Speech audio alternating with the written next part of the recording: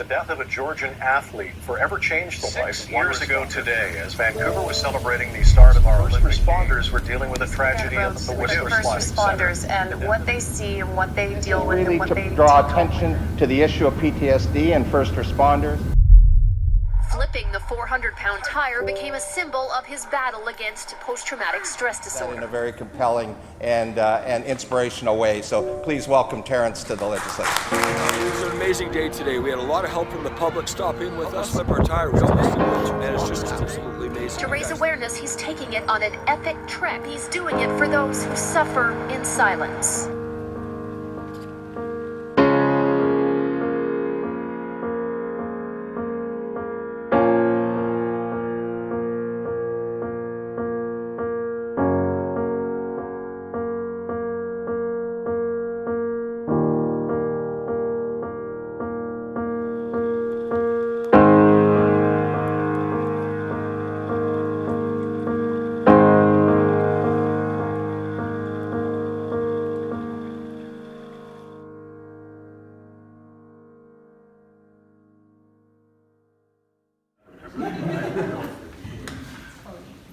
Colleen, what's a trick?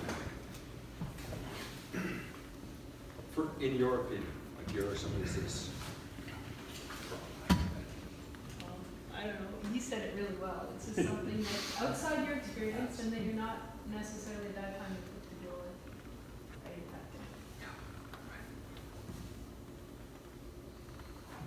with. PTSD.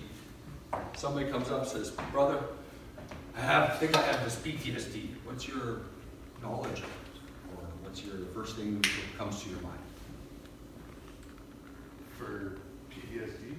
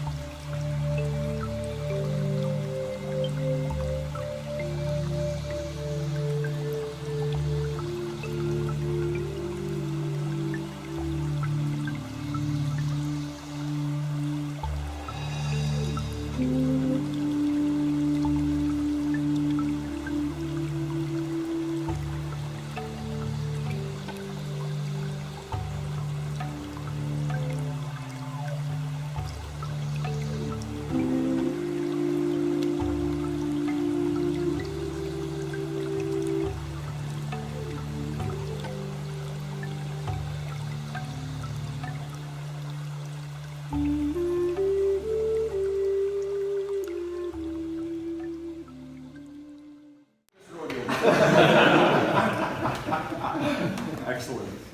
So we have the deer, and when the deer, let's say, you just come walking up gently, just like, just no, you're just gonna walk through the forest. Hold on, actually, here, take your phone. You're just like, you want to be the human and take fucking selfies of this. So you're taking, do what the human does. Just be a human. Now a deer sees human taking selfies, right? And what's the rational brain rationalizing? 3 things. No. Yes. Can I eat him? Should I run from him? Or can I mate with him? That got it going. Run, John, run!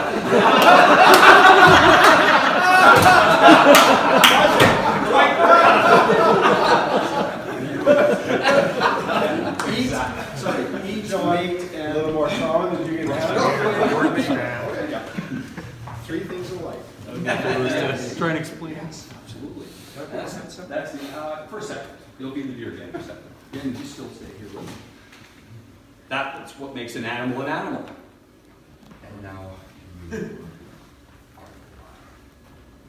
a lion. All right.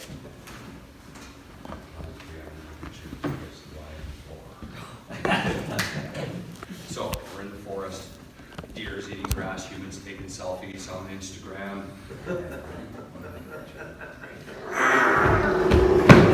Now what am I supposed to do? Fight, flight, or freeze? This is, you guys have done this before. You've seen this. Wow, beautiful. Precisely. What does the animal do? Instinctually. It doesn't even think, can I eat it? Can I mate with her? No, no, I'm out of here. Why? Self-preservation. Bingo. Beautiful. Did the deer think about and rationalize the situation? Not so much. No. It's like, I'm out of here immediately. But how much energy did it take to get that deer? And that was a bad run. Deer actually. so what we'll do here is we're going to grab a big, huge battery meter here, grab the jumper cables, attach it to the deer's, right? Crank it up. And ready to bounce? Jeez. Hold on. Just slow bounce. I need you to stay on stage. So, I'll get this ready? And 3, 1, 2, 3. Now hold on. Not so fast. Lion. The lion. That's why you go nice and slow. So this is slow panic. All right. The lion is chasing the deer. That 12 volts that it was regulated at just went to 1,000 to get it to go. Now we're chasing 50 miles an hour. 60 miles slow. We don't have that much room. No, we can go all the way around if you want. 60 miles an hour, 2,000 volts. It's going to die, so it's giving off even more energy. I need some more bounce out of you, bro. Oh, nice. 80 kilometers an hour. Jump over the table. 3,000. Yeah, jumping over the table. Lion, you're gonna let that deer get away. Thousands and thousands and thousands of volts are being given off to ensure this animal's survival. And what happens next? Plan B for survival for any animal is you collapse. Shut down. Done. Nervous system is stay there please, overloaded. Lion, come on for a second. Overloaded. 10,000 volts of energy. Trying. Oh my God, that's too much. I'm not going to make it. Last ditch effort. Done.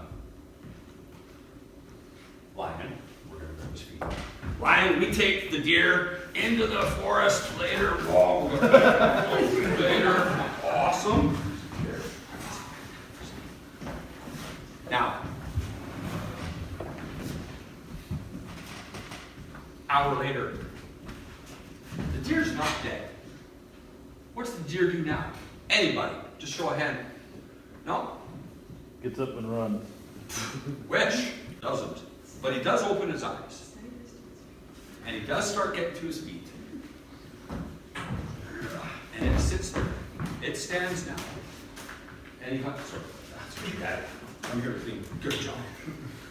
What happens next is the biological process in that animal to move that 10,000 volts of energy that's in its nervous system. Because right now, this deer is supercharged at 10,000 volts.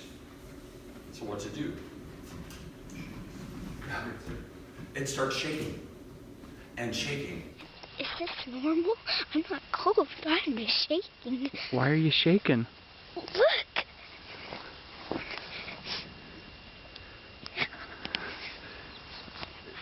Are you sure you're not cold? I'm not cold. Oh my gosh. Oh, it's so normal. So, tell them what happened. We were down that way, and Ken saw a deer, and he shot it, and we watched for a little while, and now, yeah. And there's a bighorn sheep up on the hill. Nobody cares about Right the up there, but we can't shoot Nobody it. cares. Nobody what? Nobody cares about the bighorn sheep. The shaking is, has anybody seen the animals in the forest doing this? Yes. We used to actually call it and label it shell shock. You weren't hit by any bullet or shrapnel. You survived multiple battles, even charges into no man's land and trench raids, and yet you're still a real casualty of war and suffer a variety of terrible physical and mental problems, for you have shell shock. No, he wasn't. This is natural. Men with no physical injury showing real medical problems, many of which would persist long after the war. Headaches, cardiac irregularities, blindness, amnesia, depression, anxiety, loss of appetite, nightmares, and many more. Today we're looking at the time in history when doctors literally blew smoke up your ass. Was under a variety of names throughout history. In the Napoleonic Wars, it was a bullet wind. Smoke up your ass. When soldiers would have reactions to nearly being shot. In the American Civil War, soldier's heart was the name given to persistent cardiac problems. Smoke up your ass. In more recent times, it would be called battle fatigue. Smoke up your ass. Gulf War syndrome. Smoke up your ass. Or today, PTSD to a certain extent, although that refers only to psychiatric symptoms and not the unexplained physical symptoms. When doctors literally blew smoke up your ass. Shaking, 10,000, 80, 8,000, 5,000, 1,000, back to 12. Now what's deer do? It goes back about its business. Eating the grass. I'll eat grass with you, bro. Good. Not traumatized at all. At all. You just go about there. You don't go running back to the herd going, holy shit, did you see that fucking line? I was thinking right, I think left. Yeah. No. Right? You don't even think about it again.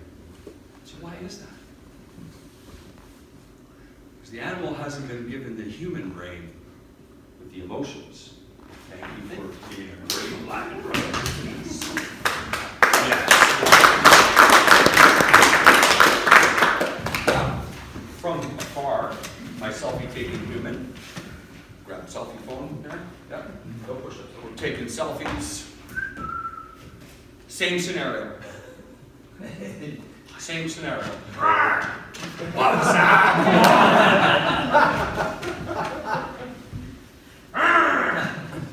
Same picture. Yeah. Right. Yes. Yes. Yes.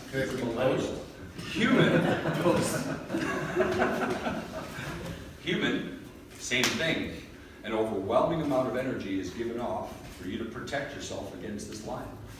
Whether it be you're going to fight that lion, whether it be you book like the deer, or whether it be you just completely freeze, the same amount of energy is given. Every time you go out on a call, every time a man puts on his best, every time that siren clicks, you're giving off the exact same amount of energy as getting chased by the deer. Do you know a 5-year-old child undergoing a major tooth surgery is equally as traumatizing as being in Afghanistan getting shot at? Nervous system doesn't say I'm in Afghanistan. Nervous system sees nothing. Nervous system doesn't say, hey, okay, we're gonna get some ice cream later. Tooth Fairy's gonna leave some money under my pillow. It's gonna be okay. No, it doesn't say I'm 5. The human experience undergoing a major tooth surgery at that age, the nervous system gives off the same amount of energy to protect the child. But the trouble is, and here we get to the good stuff here, the trouble is, what are you doing after the tooth surgery? I get all the ice cream I can have. What about at 6 years old when you lose a parent and the energy is given off? What about every single day of your life as we walk through this society we are in today?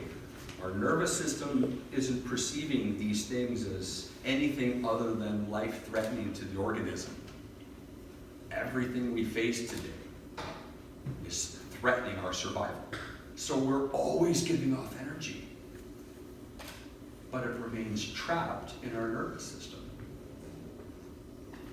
We're not shaking it off like we should be, so it stays trapped. Following? Just down for 1 second.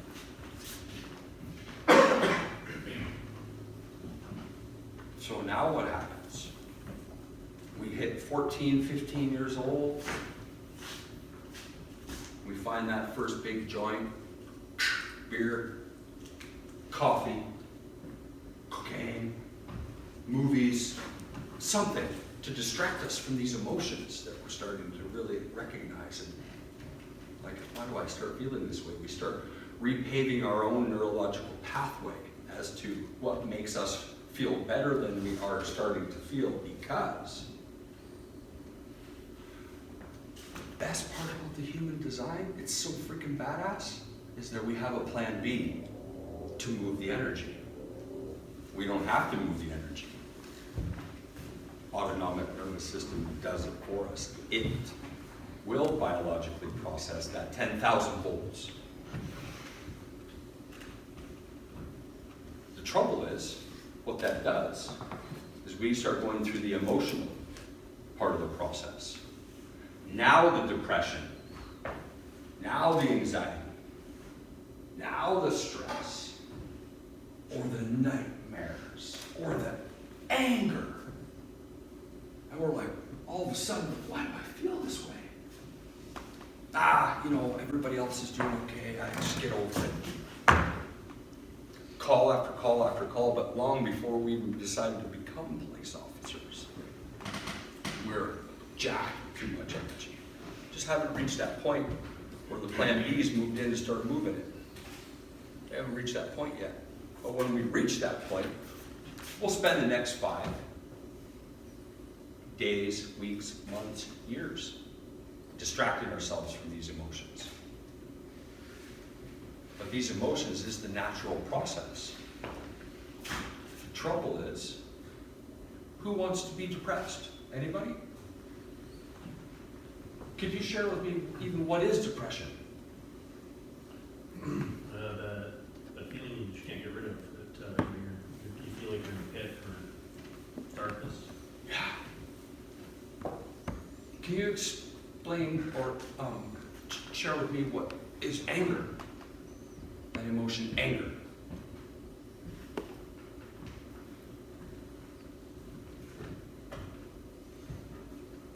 I was going to say it's wanting to express yourself and not knowing how, so it's more of an outlash or... Yeah.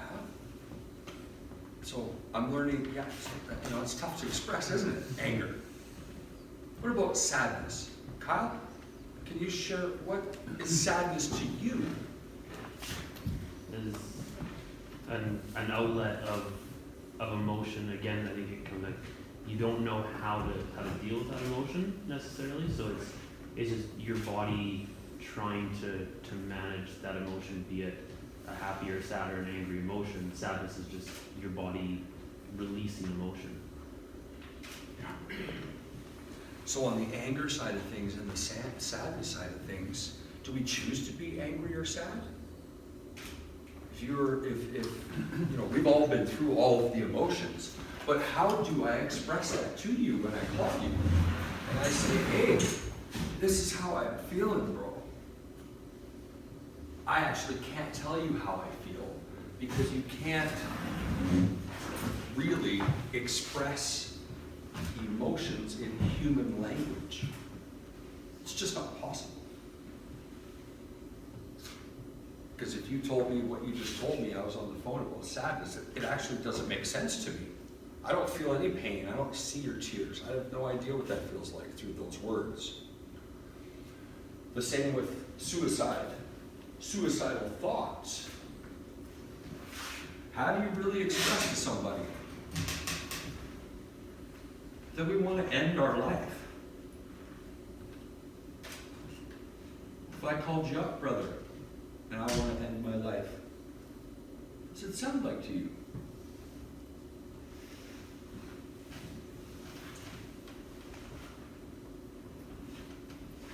So the thing is, all of our emotions are natural, and we seem to think there's something wrong with us.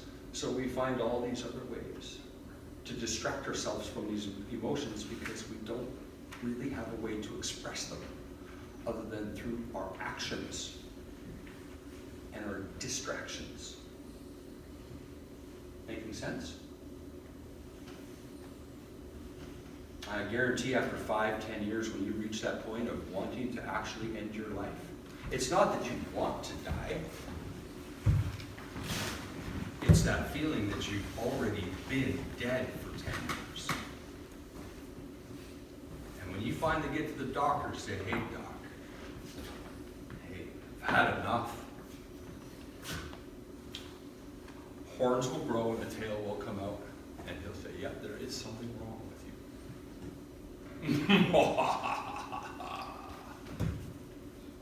Try some of these, take some of these. There is nothing wrong with you. We need to stop looking about what's wrong and what's right about all these emotions. What's right about it is this is plan B. If you're feeling all these emotions, your body's just moving energy. Who wants to sit around for a month being sad or angry? Or how do we prevent ourselves from these emotions from ruining our lives? You know there's always a happy ending to these presentations, right? So, excellent. Sarge, or Cap, Chief? Staff Sergeant. Shit. It's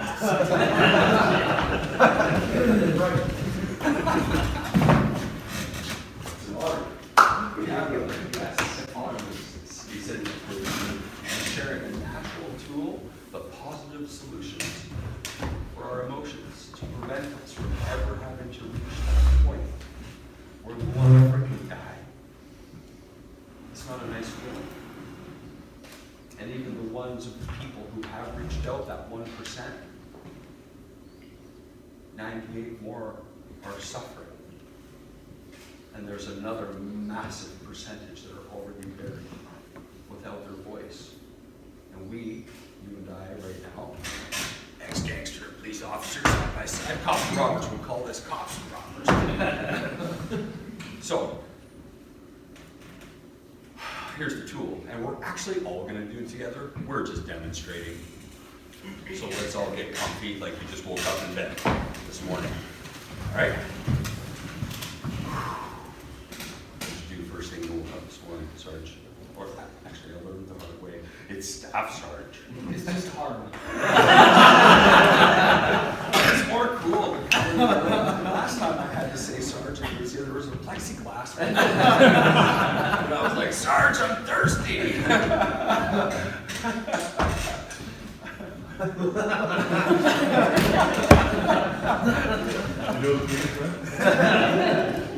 You understand where we're going?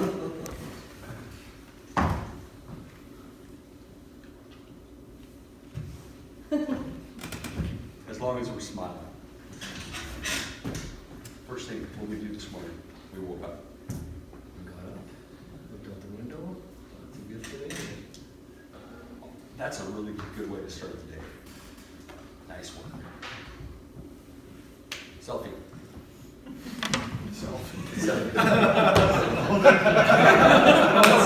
Take another one. Yeah, you've reached your limit and you have too many likes already. You're doing good. Your Facebook page. What did you do this morning? First thing. Let me ask you this question, brother. The emotions that we were speaking of earlier, when you are feeling those feelings, because you're a human, we've gone through them in our lives, how do you manage them?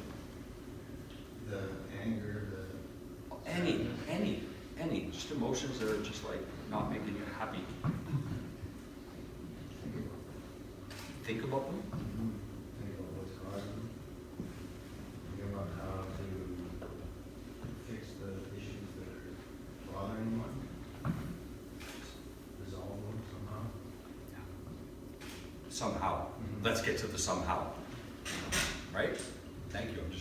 I need to learn more. Every step we take, we have to take in as much as we can. Learn as much as we can. Take away one tool each day. So harm. Just woke up. And okay, everybody, we just all woke up.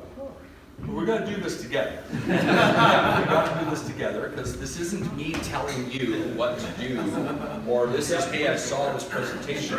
You need to experience this in order to learn. Hey, Pauline. turn off the alarm. Ah, So I had to nice. pull So the phone out for that. let me take a selfie. Take a selfie, yeah. Oh, yeah, I need to do my hair. I'm just gonna confide with the upper level of the command here. Can we let her slide on the push-ups or what? Oh, yeah, okay. Yeah. You'll make a good chief. So, we all just woke up, first thing in the morning, and I'm only sharing this tool with you because it is it's what helps manage my life today. So that I'm not ending up there, or in the back of his car again, or on the damn downtown east side banging heroin, smoking crack, and sniffing meth anymore. I use this tool every day for 5 years. So I'm going to suggest we all just try it together today, and if you decide to take it home with you, great. First thing I do, I wake up, I actually smile. And I'm like, what are you freaking doing smiling? You're tired? But I smile. Bro, you got a better smile. And then you get married. That is just married. Smiling on the inside. Next thing I do is I check myself. I do a body scan. I do a pre-flight checklist. So I'm not sure, I know with fire we had to check our trucks, but police, you have to check your car. Yeah. Boop, boop. Everything's working, everything's good. Public's gonna be safe now, right? But what about you? Oh, buddy, here we go, right? Now, the vest is on. Protect your physical. What about being in control of it, though? So that's what we're gonna practice doing right now. So what I say every morning, arm, lean back, comfy, wiggle toes. Control the physical. This is the pre-flight checklist. Rolling your ankles. Or we're doing push-ups as we go along. Good.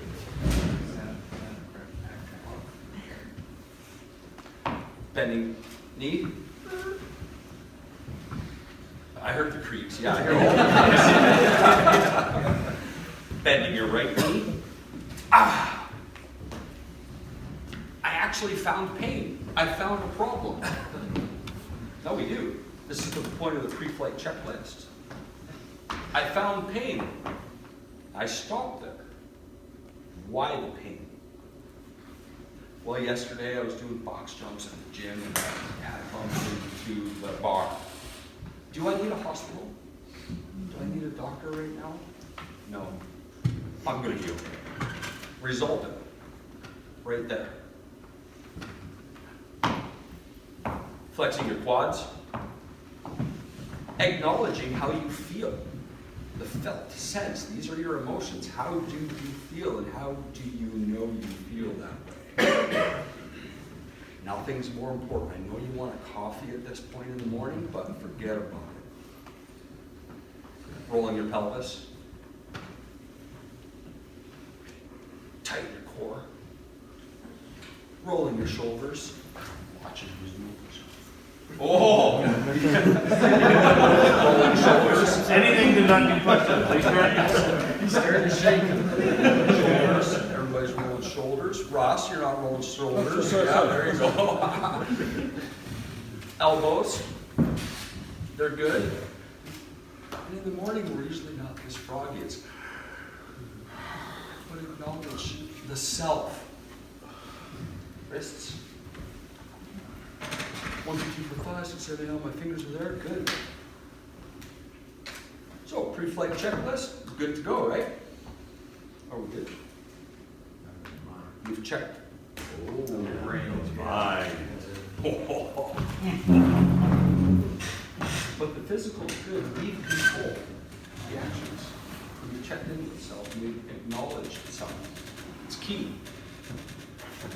How do we manage the monkey mind?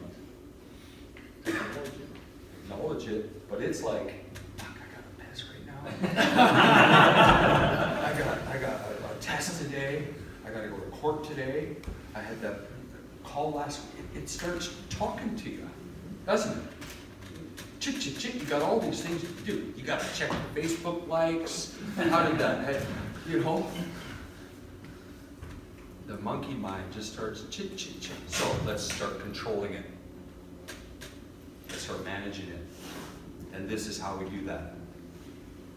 It's going to take time. We'll do it together. We'll take a 5-second breath in our nose and a 5-second breath out of our mouth. And we're going to do that 5 times. Actually focus on the 5 count.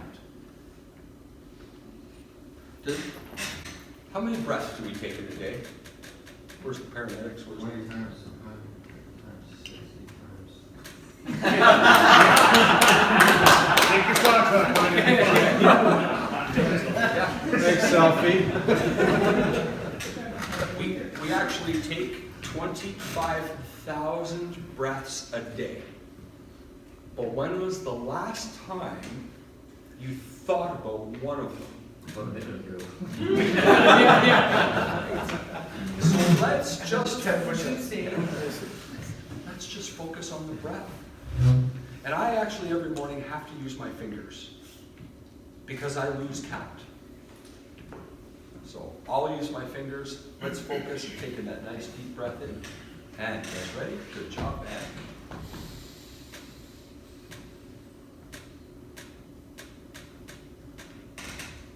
Seconds out.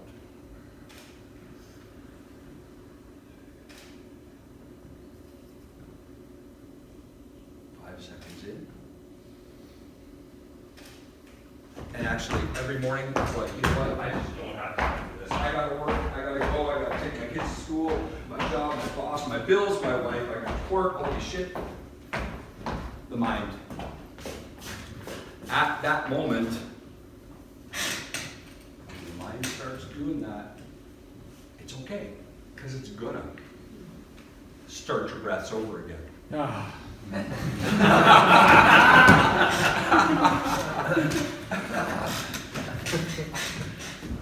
This morning, I was a little bit stressed and anxious to come here because I knew there'd be law enforcement. We're all friends here. No, but I was. It's natural. I was nervous. Yeah. And I repeated my 5x5s 4 times this morning. And at least every other day, I do it 3 or 4 times also. Because my mind just jumps around on me. But I manage it now. So, 5 seconds breath in, and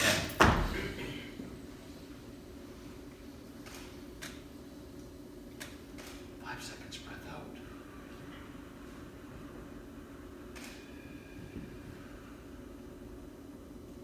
Next 5 seconds breath in.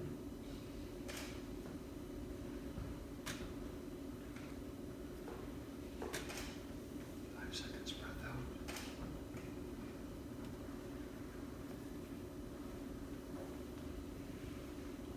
5 seconds in.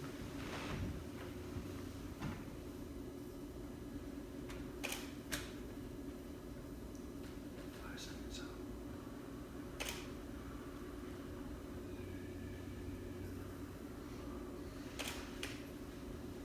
5 seconds in.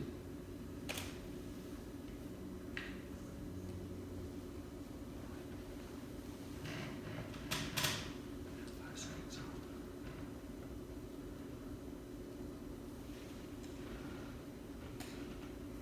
5 seconds in.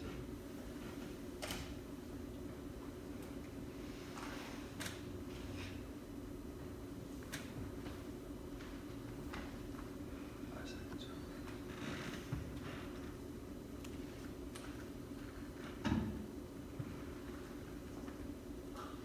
5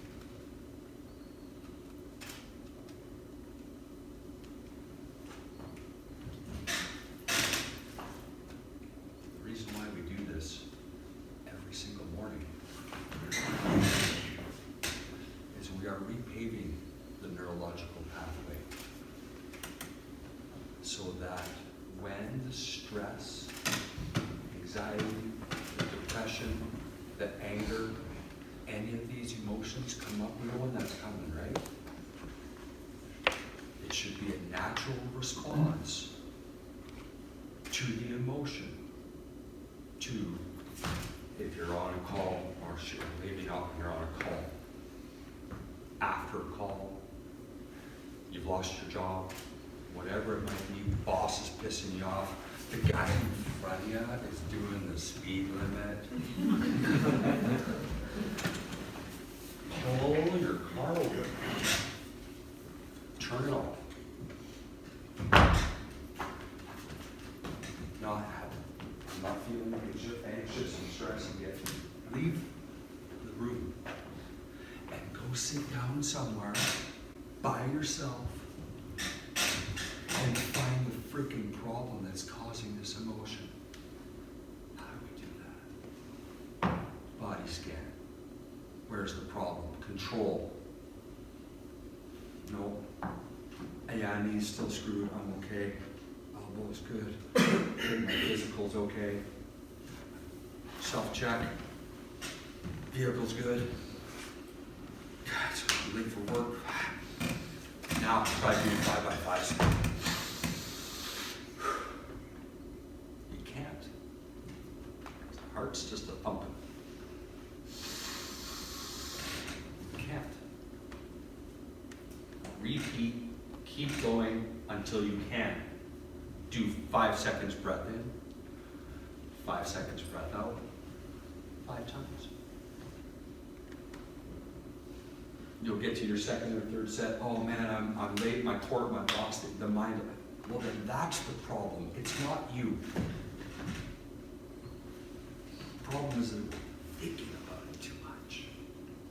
So let's manage that now before it festers into a bigger problem later. And ruins our lives, our careers, our families, ultimately the ripple effect out to the communities. Right? How much did that cost? And no disrespect, but when you call that number, good to have our people there.